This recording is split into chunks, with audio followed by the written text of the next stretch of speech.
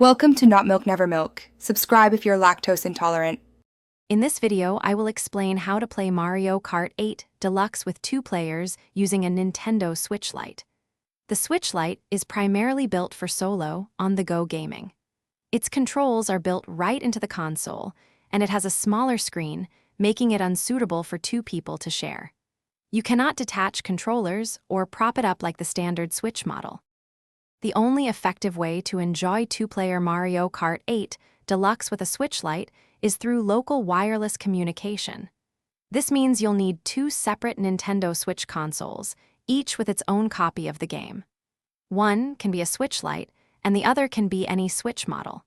This method lets you connect wirelessly for a smooth multiplayer experience. To set this up, first make sure both Nintendo Switch consoles have Mario Kart 8 Deluxe fully updated. From the game's main menu, select the wireless play option. One player will choose to create room, and the other will select join room. Once connected, you can pick your favorite characters and karts, then hit the track for some exciting 2-player action. This local wireless approach offers significant advantages. Each player gets their own dedicated screen and full set of controls, ensuring a comfortable and immersive experience.